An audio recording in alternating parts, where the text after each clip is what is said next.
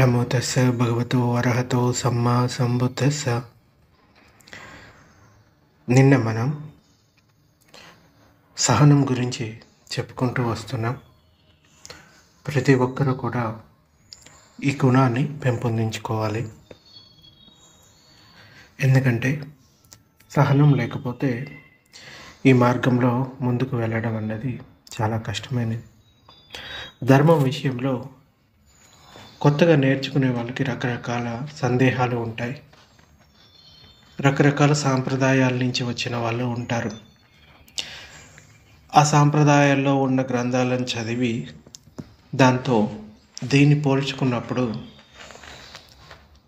కొన్ని కన్ఫ్యూజన్స్ అనేవి వస్తూ ఉంటాయి.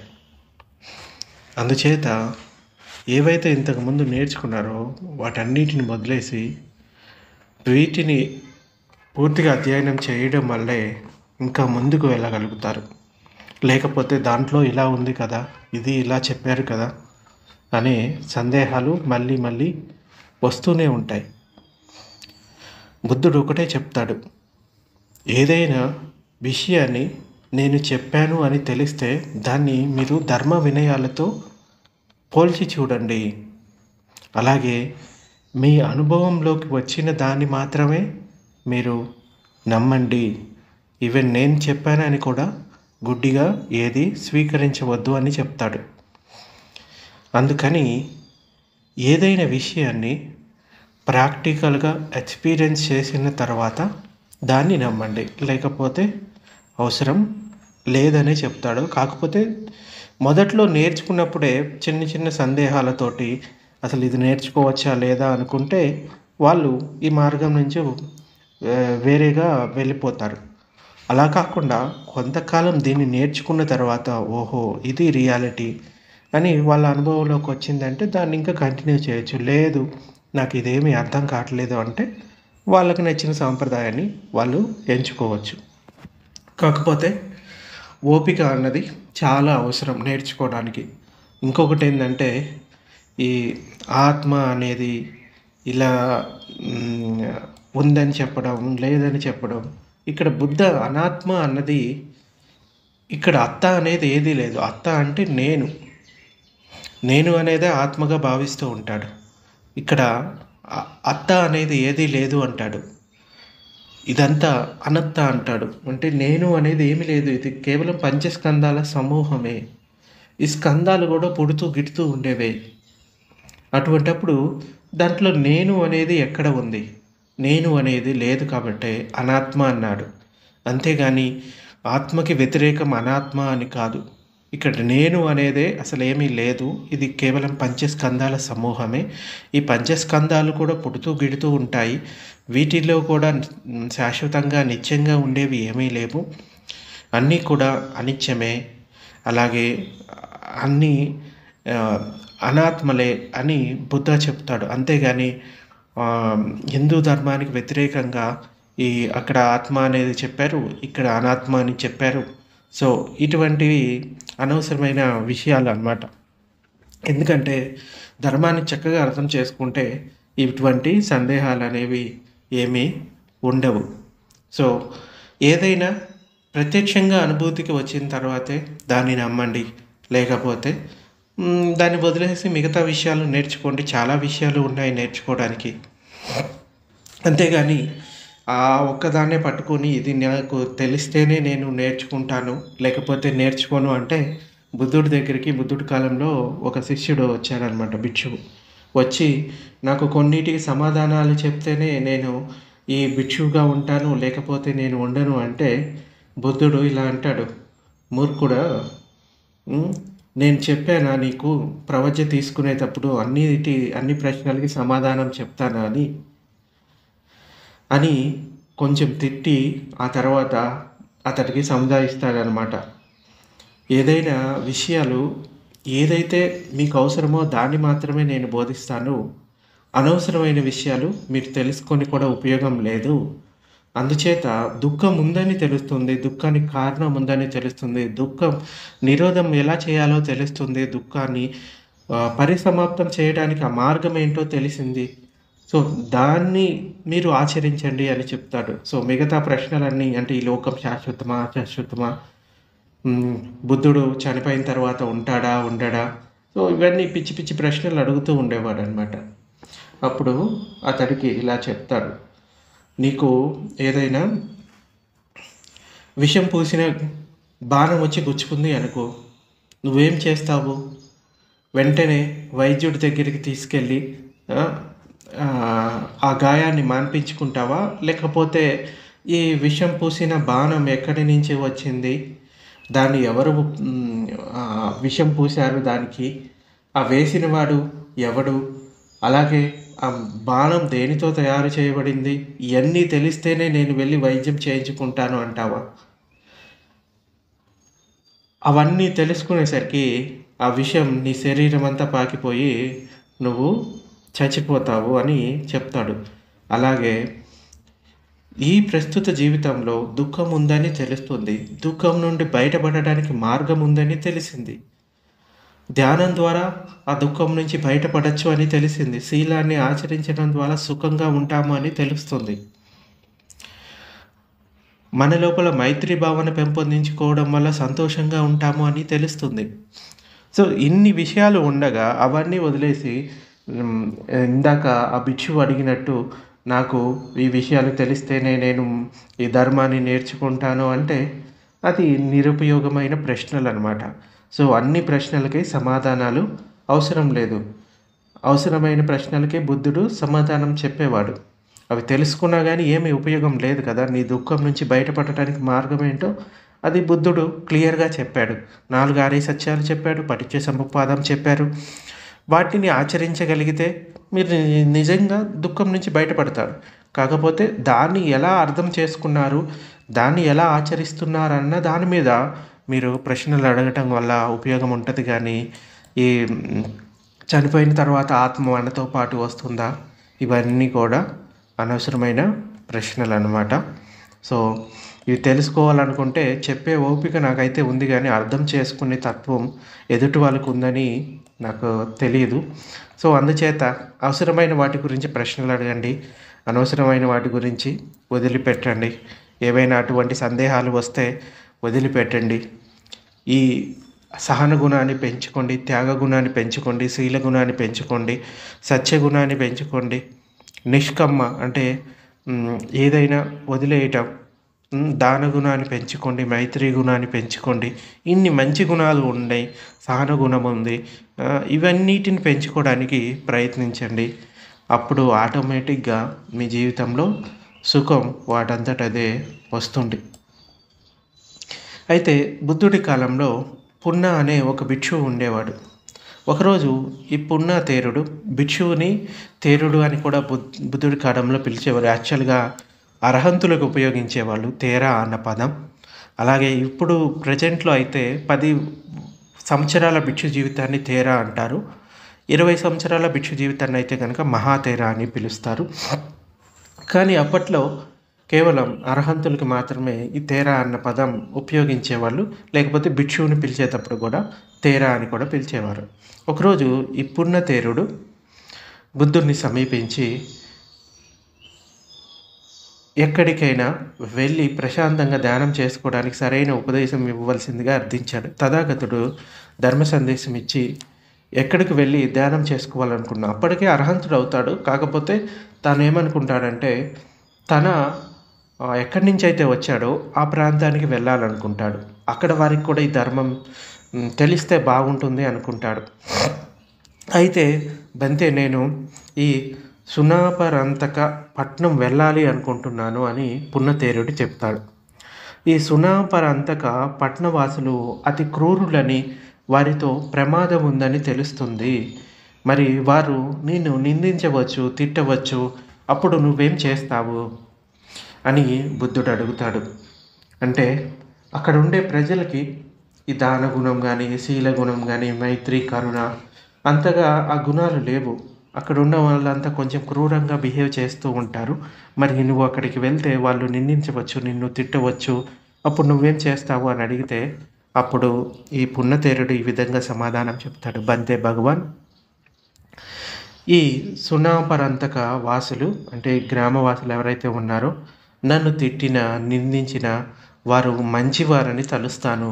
ఎందుకంటే వారు నన్ను కొట్టకుండా తన్నకుండా వదిలివేశారు కదా, కేవలం తిట్టారు అంతే కదా, నన్ను ఇంకా కొట్టలేదు కదా అని నేను వాళ్ళు మంచివారని అనుకుంటాను అని చెప్తాడు. అయితే భగవానుడు ఇంకా ఇలా అడుగుతాడు, పున్న వారు నిన్ను తన్నుతూ కొడుతూ ఉంటే ఏమనుకుంటావు? బంతే భగవాన్, వారు నన్ను కొట్టిన తన్నిన వారు మంచివారనే అనుకుంటాను. ఎందుకంటే వారు నన్ను రాళ్ళతో కర్రలతో కొట్టలేదు కదా. అయితే పున్న వారు నిన్ను రాళ్ళతో కొడుతూ ఏం ఉంటే ఏమనుకుంటావు? బంతే భగవాన్, వారు నన్ను రాళ్ళతో కొడుతూ ఉన్న మంచివారనే అనుకుంటాను. ఎందుకంటే వారు నన్ను ఈ దుడ్డు కర్రలతో కొట్టలేదు కదా, ఇనుపరాడ్లతో ఆయుధాలతో కొట్టలేదు కదా అని అనుకుంటానని చెప్తాడు. అయితే పున్న వారు నీపై ఆయుధాలతో దాడి చేస్తే ఏమనుకుంటావు? బంతే, వారు నన్ను ఆయుధాలతో దాడి చేసిన మంచివారనే అనుకుంటాను. ఎందుకంటే వారు నన్ను పదునైన కత్తులతో చంపలేదు కదా. అయితే పున్న వారు నిన్ను పదునైన ఆయుధాలతో చంపుతూ ఉంటే ఏమనుకుంటావు? బంతే, మీరు శాసనంలో అంటే ఈ బుద్ధ శాసనంలో ఈ శరీరంపై ఈ జీవితంపై నిస్పృహ చెంది జీవించాలి అని చాలించాలి అని ఆత్మహత్య ప్రయత్నం చేయదలిసిన వారెందరో ఆయుధం కోసం ఎదురు చూస్తూ ఉన్నారు. నాకైతే అప్పుడు ఆ ఆయుధాల కోసం ఎదురు చూడకుండా ఆత్మహత్యకు పాల్పడకుండా మరణం చేరువైందని అనుకుంటాను. సో ఒకవేళ వాళ్ళు కత్తులతో దాడి చేసినా కానీ ఈ అర్హంత స్థితిని పొందిన తర్వాత ఈ శరీరం అన్నది వాళ్ళకి ఒక బరువులాగా అనిపిస్తుంది, మోయలేని బరువు లాంటిది. సో వాళ్ళు కొంతమంది ఈ బరువుని దించుకోవాలని ఆత్మహత్య చేసుకోవడానికి ఆయుధాల కోసం వెతుకుతూ ఉంటారు. నాకు ఆ పనేమీ లేకుండా వాళ్ళు నాకు ఇంకా విముక్తిని కలిగించారు అని అనుకుంటాను, ఎవరైతే వాళ్ళు ఆయుధాలతో దాడి చేశారో. సో అక్కడ వెళ్ళిన తర్వాత ఇవన్నీ ఎదురైనా కానీ నేను ఈ విధంగా అనుకుంటాను, కానీ వాళ్ళు నా పైన దాడి చేశారు, నేను వారిని ఏమైనా చేయాలి అని అనుకోను అని ఆ భిక్షువు చెప్తాడు. అంటే ఇది మామూలు గృహస్థులకి కొంచెం విడ్డూరంగా ఉండవచ్చు, కానీ భిక్షువుకి అంత సహనం ఉండాలి, అంత ఓర్పు ఉండాలి. సో నిందైన ప్రశంస అయినా సుఖమైన దుఃఖమైన కీర్తి అయినా అపకీర్తి అయినా అన్నిట్లలో ఈ సమత్వాన్ని అంటే ఉపేక్షను కలిగి ఉండాలి. అప్పుడే తాను ఈ భిక్షు జీవితంలో పరిపూర్ణుడు కాగలుగుతాడు. సాధు సాధు సాధు అని భగవానుడు 3 సార్లు చెప్తాడు. ఇలాంటి సహనంతో ఓర్మితో నువ్వు ఆ గ్రామంలో జీవించగలవు అని భగవానుడు పున్నతేరుడికి అనుమతిచ్చాడు. ఆ పున్నతేరుడు ఆ గ్రామానికి వెళ్ళి అక్కడ వర్షావాసం గడిపి అక్కడ ఎందరో గృహస్థులను గృహిణులను ధర్మ ఉపాసకులుగా చేశాడు. అర్హంత స్థితిని చేరుకొని తర్వాత పరినిర్వాణాన్ని పొందాడు. భిక్షువులను అవహేళన చేయడం, నిందించడం పూర్వకాలంలోనూ ఇంకా ఇప్పుడు జరుగుతూనే ఉంది, ఎల్లప్పుడూ జరుగుతూనే ఉంటుంది. ఈ లోకం నిండా అల్పులే ఎక్కువ మంది ఉంటారు. ఇతరులను అవమానించడం, హేళన చేయడం, బాధించడం అంటే ఎంతో ఇష్టం వారికి. వారు భిక్షువులను ఎంతో ఆనందంతో అవమానిస్తారు. భిక్షువులు కూడా వారి నుండి తప్పించుకోలేరు కదా. దూకుడు ప్రవర్తన కల భిక్షువు ధర్మం తెలియని వాడని, అయోగ్యుడని, దుర్నీతి కలవాడని అంటారు. శాంతంగా నెమ్మదిగా ఉండే భిక్షువును మేధకుడని, మూర్ఖుడని అంటారు. అటువంటి వారు తెలివిగా చురుకుగా ఉండే భిక్షువును చూసి ఈర్ష్యతో నిందిస్తారు. సంపదల కల భిక్షువుని అధర్మపరుడు అంటారు. సంపద లేని భిక్షువుని దురదృష్టవంతుడు అంటారు. దేవతలచే బ్రహ్మదేవతలచే గౌరవింపబడ్డ బుద్ధుడే నిందల నుండి తప్పుకోలేకపోయాడు. ఇక సామాన్య భిక్షువు సంగతి చెప్పేది ఏముంది? ఎవ్వరు ఈ నింద ప్రశంసలకి ఏమంటారు అతీతులు కాదు. బుద్ధ భగవానుడు ఒక ధమ్మపదంలో చెప్తాడు, పూర్తిగా మౌనంగా ఉండేవాడిని ఈ లోకం నిందిస్తుంది, అలాగే ఎక్కువగా మాట్లాడేవాడిని నిందిస్తుంది, అసలు ఏమీ మాట్లాడకుండా ఉండేవాడిని కూడా నిందిస్తుంది. నిందలు పడనివాడు అంటూ ఎవడు ఉండడు. సో బుద్ధుడికే అది తప్పలేదు. అటువంటిది సామాన్యుల విషయం చెప్పేది ఏముంది.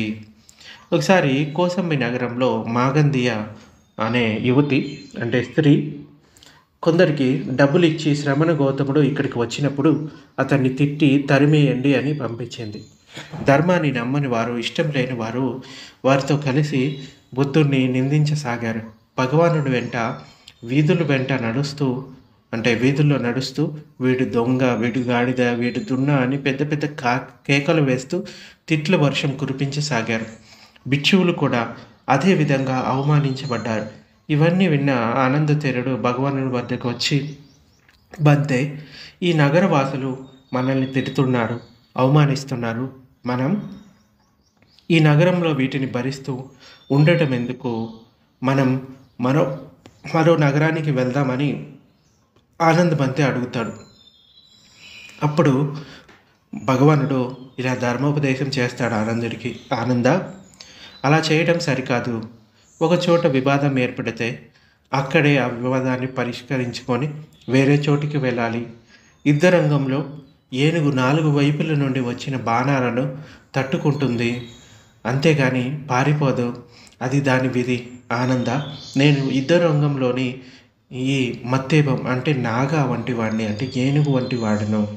నేను ధర్మం తెలియని వారు వేసే నిందలను, తిట్లను సహించగలను. ధర్మోపదేశం పూర్తి కాగానే డబ్బుకి కక్కుర్తిపడ్డ వారందరూ తెలివి తెచ్చుకొని నోరు విప్పలేకపోయారు. బుద్ధవాణి విన్న వారంతా శాంతించారు. ఇలా భగవానుడే దుర్నీతి గల వారిని, నిష్ఠూరాలను తప్పించుకొనలేక అంటే వారి నుండి తప్పించుకోలేదు భగవానుడే, అంటే తిట్ల నుండి కానీ అవమానాల నుండి. అలా అయితే దుర్బలులైన భిక్షువులెలా తప్పించుకోలేరు. తథాగతుని వలె సహనం చూపించి వాటికి చరమాంకం పాడాలి. అవి అంతమయ్యేంత వరకు శాంతం వహించాలి. ఈ లోకంలో ఎంతకాలం అధర్మపరులు ఉంటారో అంతకాలం భిక్షువులకి అవమానాలు తప్పవు. వారు తమ అనగారిక సంస్కారాన్ని బహిర్గతం చేసుకుంటూ తిడుతూ ఉంటారు, అవమానిస్తూ ఉంటారు.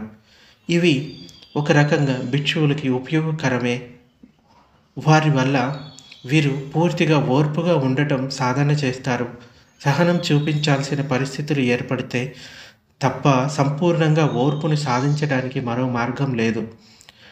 ఎవరు తనను నిందిస్తున్నారో, ఎవరు తనను అవమానిస్తున్నారో వారిని సంపూర్ణ శాంతి సాధనతో పూర్తి ఓర్పు వహించడంలో తనకు సహాయకులుగా భావించాలి. భిక్షువిలా భావించుకుంటే చాలా సహనం వహించడం తేలికవుతుంది. ప్రజలు అవహేళన చేయడం వల్ల ప్రవజ్య పట్ల అధైర్యపడటం అన్నది జరగదు. లోకంలో ప్రతికూల స్వరాలు ఎన్నో ఉంటాయి. భిక్షువు అయిన వాడు వాటిని భరించాలి. వాటిని పట్టించుకోకుండా అతడు కాని మాటలు మాట్లాడరాడు. కాంతివంతమైన ప్రవజ్య ప్రతిష్ట వెలిసిపోయేటట్లు మాట్లాడకూడదు. గాలి తాకిడికి అడవిలో మారుమ్రోగే పెద్ద శబ్దానికి భయపడి పరుగులెత్తుతూ పారిపోయే జింకల వలె ఇతరుల గదమాయింపులకు, బెదిరింపులకు భిక్షువు భయపడకూడదు. అలా భయపడే వారిని చపల చిత్తుడు అని అంటారు. అతని అనుష్ఠానము సంపూర్తి కాలేదని భావించాలి. అంటే కటువైన మాటలకు భయపడే భిక్షువు ప్రవజ్యను కొనసాగించలేడు. దీర్ఘపానక అభయతేరుని వలె నిందలను సహించడం సాధన చేయాలి. ఒకసారి అతడు అర్యవంశ ప్రతిపాదనను మాగమ అనే చోట బోధించసాగాడు. ఆ బోధ వినటానికి ఎందరో గృహస్థులు వచ్చారు. ఎన్నో బహుమతులు ఇచ్చి గౌరవించారు. ఈర్ష్యావులైన ఒక భిక్షువు ఇది సహించలేక అతడు ఆ రాత్రంతా గొనుగుతూనే ఉన్నాడు. అభయతేరుని నిందిస్తూనే ఉన్నాడు.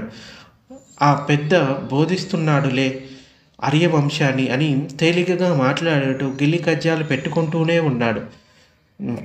ఆ మరుసటి రోజు ఇద్దరు తమ తమ ఆరామాలకు ప్రయాణమయ్యారు. అంటే 3.5 మైళ్ళు దూరం కాలినడకన ప్రయాణం చేశారు. త్రోవలో ఆ భిక్షువు అభయుణ్ణి నిందిస్తూనే ఉన్నాడు. ఇద్దరు విడిపోయే కూడలి వద్ద అభయుడు అతనికి గౌరవ వందనం చేసి వీడ్కోలు పలికాడు. అతడు ఏమీ పట్టించుకోకుండా వెళ్ళిపోయాడు. అభయతేరుడు తన ఆరామాన్ని చేరుకొని కాళ్ళు కడుక్కొని విశ్రమించాడు. తర్వాత ఆయన సహాయక భిక్షువులు జరిగిన విషయం తెలుసుకొని బంతే తిట్లు పడుతూ ఉంటే మౌనంగా ఎలా ఉన్నారు, బదులైనా పలకకుండా అంత దూరం ఎలా నడక సాగించారు అని వాళ్ళు అడిగారు. అప్పుడు ఇలా చెప్తాడు, భిక్షువులారా, ఓర్పు అనేది నా నేర్పు, సహనం నా బాధ్యత. అతడు నిందించే ఆ సమయంలో నా ధ్యానంలో ఎలాంటి అలజడిని నేను పొందలేదు. ఒక్క అడుగులో కూడా ధ్యానానికి ఏ అంతరాయం కలగలేదు అని అభయుడు వారికి నేర్పించాడు. అలాగే మహాపదాన సుత్తాలో ఇలా చెప్పబడింది, ఓర్పు ఎంతో పుణ్యప్రదమైంది. ఓర్పు ఒక సుగుణం, ఈ సహన గుణం ఒక పారమిత, తపం, తితిక్ష, నిబ్బానం ఎంతో గొప్పవని బుద్ధుడు తెలిపాడు. సహనాన్ని పాటించక ఇతరులకు హాని చేసేవాడు ప్రవజ్యకు పనికిరాడు, శ్రమణుడే కానేరడు. అలాగే ఎంతో ఓర్పు ఉంటే భిక్షువుకి అంత సుగుణం అన్నమాట. కానీ భౌతిక విషయాల పట్ల ఎంత అసహనం ఉంటే అది కూడా భిక్షువుకి ఒక సుగుణంగా పరిగణించబడుతుంది. అంటే భౌతిక విషయాలు అంటే లాభ సత్కారాలు, బహుమతులు, వాటి పట్ల అవి వస్తూ ఉంటాయి. వాటిని ఎంకరేజ్ చేయకుండా జస్ట్ అసహనంతో వాటి పట్ల ఇష్టాలను పెంచుకోకుండా వాటిని వదిలిపెట్టడం అన్నది కూడా ఒక సుగుణం. అంటే భౌతిక విషయాల పట్ల భిక్షువుకి ఆకాంక్ష ఉండకపోవడమే మంచి గుణం. ఇది కూడా గొప్ప పుణ్యమే. భిక్షువు సహించరాని విషయాలు కొన్నిటిని తథాగతుడు చెప్పాడు. ఏంటంటే, భిక్షువు తన మనసులో చెలరేగే ఈర్ష్య, గర్వం, దురాశ లాంటి చెడ్డ గుణాలను, హింసను, మోసాన్ని, క్రూరత్వాన్ని, ద్వేషాన్ని, ఇంద్రియాల ఆనందాన్ని పెంచే దురాలోచనలను సహించకూడదని ఈ బోధన తెలుపుతుంది. ఆస్తిపాస్తులపై ఆశను కలిగించే ఆలోచనలు, మంచి ఆరామం కావాలి అనే ఆలోచనలు, విహారం అందంగా నైపుణ్యంగా నిర్మించాలనే ఆలోచనలు, మంచి పరికరాలు కలిగి ఉండాలి అనే ఆలోచనలు, మంచి దాతలను పట్టాలి అనే ఆలోచనలు, గృహస్థునిగా మారాలి అనే ఆలోచనలు, ఇలాంటి ఇంద్రియ ఆనంద విషయాలు భిక్షువులో మేలుకునే అవకాశం ఉంది. ఇతరుల పట్ల చెలరేగే అయిష్టత, అతడు ఇలా అన్నాడు, ఇలా ఉన్నాడు, ఇతడు మనకు కీడు చేశాడు లాంటి ఆలోచనలు ద్వేషపు ఆలోచనలు అన్నమాట. అటువంటి వాటిని కూడా వదిలిపెట్టాలి. ఇతరులను చంపాలి, నాశనం చేయాలి అనే ఆలోచనలు, హింసాత్మకమైన ఆలోచనలను వదిలిపెట్టాలి. ఈ మూడింటిని చెడ్డ ఆలోచనలు అంటారు. అంటే నిక్రమ సంకల్పో, అవ్యాపాద సంకల్పో, ఇంకా ఈ అహింసా సంకల్పం, ఈ 3 రకాల ఆలోచనలు వదిలిపెట్టాలని సంకల్పం చేసుకోవాలి. ఈ చెడ్డ ఆలోచనలు ఇంకా ఇతర చెడ్డ ధర్మాలను భిక్షువు సహించరాదు అంటే అవి తన మనసులో ఉత్పన్నం కాగానే భిక్షువు వాటిని వెంటనే తొలగించుకోవాలి. ఇవి సరైన ఆలోచనలు కాదు, వీటి వల్ల నా జీవితం ఇంకా వృద్ధి కాదు, అందుచేత వీటిని వదిలిపెట్టాలి అని తొలగించుకోవాలి. వాటిని వృద్ధి కానీయరాదు. తన చీవరాలకు అగ్గి అంటుకుంటే ఎలా వెంటనే ఆర్పుకుంటాడో అలా ఆర్పుకోవాలి. ప్రయాణంలో చెడు ఆలోచన కలిగితే ఆ సమయంలోనే దాన్ని తుడిచివేయాలి. కూర్చున్నప్పుడు ఏర్పడితే ఆ కూర్చున్న పాటునే దానిని రూపుమాపాలి. పడుకున్నప్పుడు తలెత్తితే పడుకున్న పాటునే పట్టుబట్టి పతనం చేయాలి. ఏ భంగిమలో అది ఏర్పడితే ఆ భంగిమలోనే ఆ ఆలోచనని భగ్నం చేయాలి. పూర్వకాలంలో 20-30 మంది భిక్షువులు సమూహాలుగా నివసించే సందర్భంలో వారు ఈ విధంగా చర్చించుకునేవారు. మిత్రులారా, మనం ప్రవచ తీసుకుంది రుణం తీర్చుకోవడానికి కాదు, బ్రతుకు తెరువు కోసం కాదు, ఏదో కష్టం వచ్చిందని కాదు. మనం కేవలం మన దుఃఖాన్ని పూర్తిగా వదిలించుకోవడానికి ఈ ప్రవచను తీసుకున్నాం. కనుక స్నేహితులారా, అంటే మిగతా భిక్షువులతోటి చెప్తున్నారు, స్నేహితులారా, మన మనసులో కలిగే దుర్భావనలు వెంటనే తొలగించుకోవాలి. కూర్చున్న పాటునే కూర్చున్నప్పుడు ఆలోచనలు కలిగితే కూర్చున్న పాటునే, నిల్చొని ఉన్నప్పుడు ఆలోచనలు కలిగితే నిల్చున్న పాటునే, పడుకొని ఉన్నప్పుడు ఆలోచనలు కలిగితే పడుకున్న సమయంలోనే ఇంకా కలిగిన దోషాలు అన్నిటినీ నిర్మూలించుకోవాలి. ఒకవేళ భిక్షాటన సమయంలో దోషం తలెత్తితే భిక్షాటన సమయంలోనే అది చేసే సమయంలోనే నిలిపివేయాలి. అతనితో పాటు భిక్షాటన చేసే ఇతర భిక్షువులకు కూడా భిక్షాటన నిలిపివేయాలి. అతని దోషాన్ని నిర్మూలించే ఉపాయం కనిపెట్టి అతని దోషాన్ని నిర్మూలింపజేసి భిక్షాటనకు ముందుకు సాగాలి. ఒకవేళ ఆ భిక్షువులో దోష ధర్మం వైదొలగకపోతే అక్కడే కూర్చొని ఉండాలి. మిగిలిన వారు ముందుకు సాగాలి.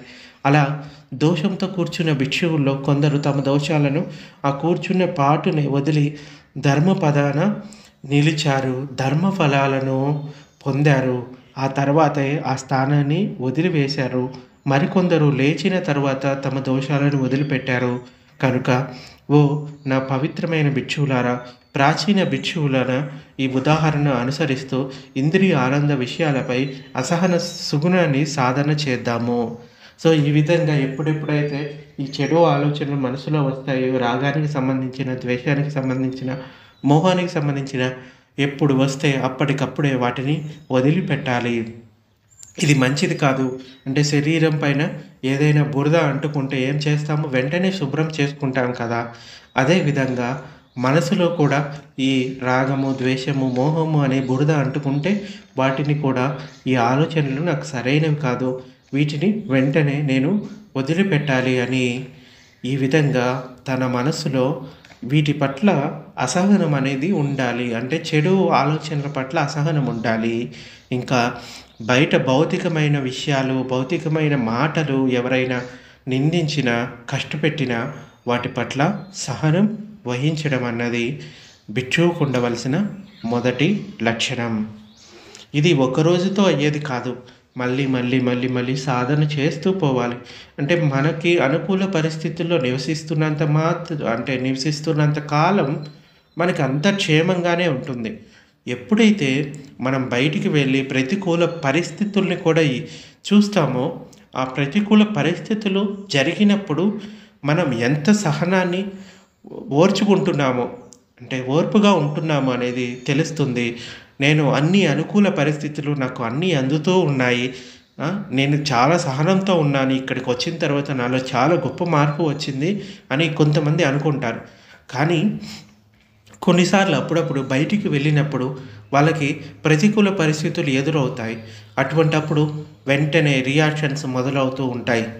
అంటే మనకు అనుకూల పరిస్థితులు ఉన్నంత వరకు మన లోపల ఉన్న ఈ క్లేశాలు బయటికి రావు.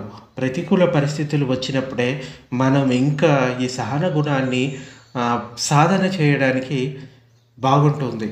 సో అలాగని ఇంకా నేను ప్రతికూల పరిస్థితులు ఎక్కడ ఉన్నాయో అక్కడే ఉంటాను అంటే అది ఒక మూర్ఖమైన విషయం. అవి ఆటోమేటిక్గా వచ్చినప్పుడు వాటి పట్ల ఉపేక్షత ఉండటం నేర్చుకోవాలి. సో ఇక్కడ ఎప్పుడు కేవలం ప్రశంసలే లభిస్తాయి అనేది లేదు. నిందలు ఉంటాయి, ప్రశంసలు ఉంటాయి. రెండింటిని కూడా సమంగా తీసుకోవడం అనేది నేర్చుకోవాలి. సహన గుణాన్ని పెంపొందించుకోవాలి. అది మొదట్లో కష్టంగా ఉండొచ్చు, కానీ ఎప్పుడైతే పెంపొందించుకుంటావో మనం సుఖంగా ఉండగలుగుతాం. సో ఇవన్నీ కూడా ప్రాక్టికల్గా చేసిన సాధనలు అన్నమాట. సో కొన్నిసార్లు భిక్షాటనకి వెళ్ళినప్పుడు కొంతమంది గౌరవంగా చూడకపోవచ్చు. అందరూ గౌరవంగా చూడాలని ఉండదు. కొంతమంది తిడతారు. ఇలా జరిగిన సందర్భాలు కూడా కొన్నిసార్లు ఉంటాయి. కొంతమంది ఏదైనా సన్యాసం ఎందుకు తీసుకున్నారు, పని పాట ఏమీ లేదా, అలా అనే సందర్భాలు కూడా ఉంటాయి. సో అన్నిటిలో కూడా మనం సహనాన్ని పెంపొందించుకోవాలి. ఇందాక ఆ పున్నతేరుడు ఏ విధంగా అయితే సహన గుణాన్ని పెంపొందించుకున్నాడో అదేవిధంగా ప్రతి భిక్షువు, గృహస్థుడు కూడా ఇటువంటి సహన గుణాన్ని పెంపొందించుకుంటే అతడు కూడా చాలా సంతోషంగా జీవించగలుగుతాడు. సో మనకి ఎప్పుడు కూడా అనుకూల పరిస్థితులే ఉండాలి అనేది లేదు కదా. ప్రతికూల పరిస్థితులు కూడా వస్తూ ఉంటాయి. అన్నిటినీ ఓర్పుతో స్వీకరించాలి. సో ఇది ఈరోజు ప్రవచనం. మిగిలింది రేపు చెప్పుకుందాం.